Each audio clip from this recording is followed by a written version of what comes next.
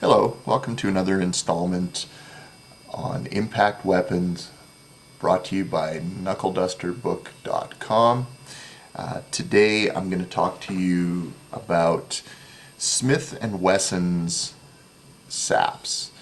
Smith & Wesson, of course, the firearms company, incredibly involved in law enforcement agencies across North America.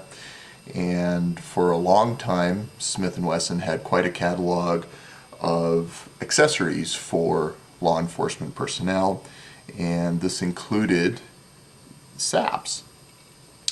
The three SAPs that we'll look at today were designated the B96 series, and they came as the B96L for large, B96M for medium, and B96S for small.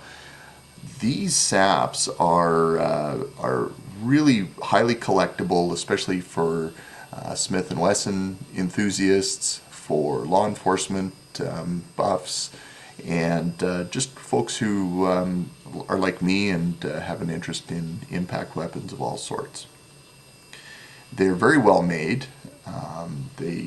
Smith & Wesson had contracted out a lot of its leather work to one shop in particular, and they did a very nice job. The thing that strikes me about the Smith & Wesson Saps is the shape. There's something about them. I really like the shape of the Saps. They're reminiscent of the Bucheimer offerings, and these Saps are again well made, but very well designed, and they just beg to be picked up and handled, and if necessary, used for their intended purpose.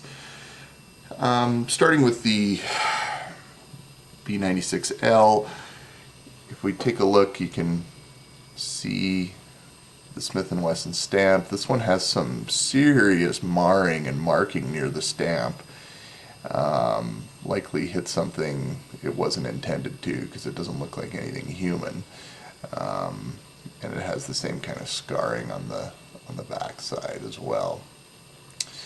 And here you can see the strap, which is internal, pops out and is riveted near the head of the sap. Edging is not bad, better than most offerings that I've seen out there that were mass produced. These were all finished by hand. Likely the blanks were stamped, and of course the lead patty was cast onto a spring steel flat piece to give it some flex. Not a lot though, not a huge amount, and the steel actually ends probably about there as well, so there's quite a bit of flex near the butt. So yeah, nice, very nice sap, nice to handle, fits in the hand quite well. It's about, this one's 10 inches long and exactly 10 ounces. So a good combination of length and weight. Thin on the edge, so it'd be quite likely to cut and seriously impact on that edge. It's not very thick at all. It is 3-ply, but the outer 2-ply are quite thin, and the spacer in between is a good medium size. That gives us something to work off of there. The medium B96M, very similar to the L in shape, just kind of reduced. You can see the stamp there as well. And this one again probably saw some hard use and was carried in a pocket for a number of years, I'm sure. Strap's very similar to the B96L. In fact, the strap is the same length. It just creeps up on the head a little more. Funny thing about this is that the medium outweighs the large by by a couple of grams. It again is just over 10 ounces and about 8 inches long.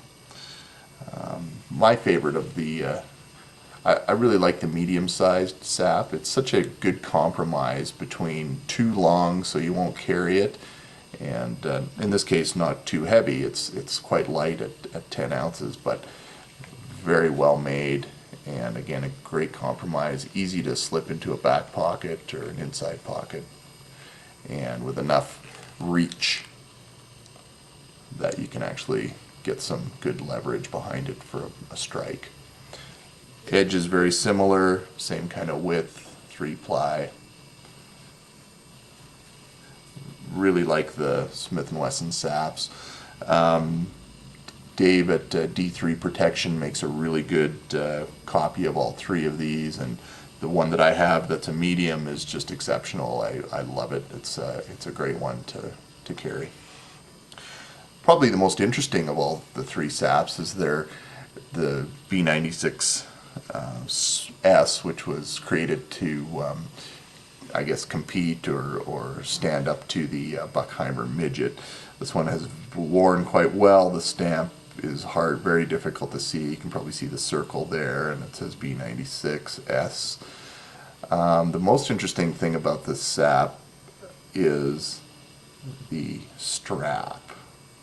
When I first saw a picture of the strap the way it was, couldn't figure it out. Took us a while to figure it out, and actually had to get one before I realized exactly what the deal was here. Again, you can slip a hand into the strap just the way it is.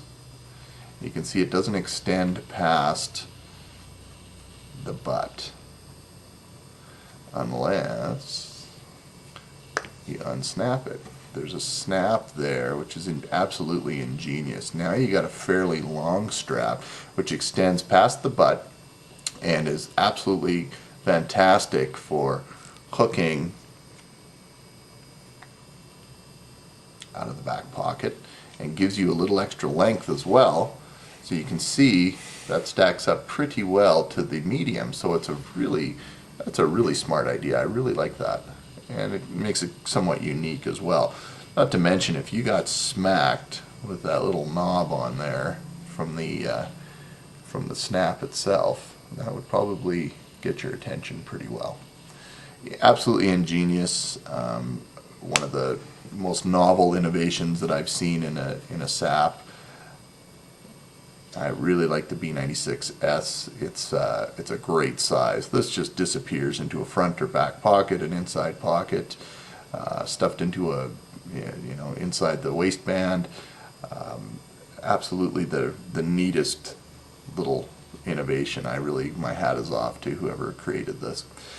And again, the weight. I mean, it's barely. It's just a few grams less than its larger brother. Both its larger brothers. It weighs in at about 9.3 ounces, which is absolutely enough weight to get the job done. 3-ply and decent edges. So again, as I say before, if you can find Smith & Wesson Saps, pick one up. They're really great to handle. They slide into the hand. The retention is good with the strap. There's a number of different techniques that can be utilized with them, as with any sap. They can be thrust or struck with the flat or with the edge, and they're extremely well made. If you can't find a Smith & Wesson sap, again, guys like Todd Foster and Dave from D3 Protection make very, very good homages to them. They are the best guys out there to make this kind of stuff, and are well worth seeking out. They will probably make them custom if you want them. I have one that Dave from D3 made me that is thicker and heavier and is just the absolute epitome of an impact weapon. So thanks again for tuning in, and we'll talk more on a different subject another time.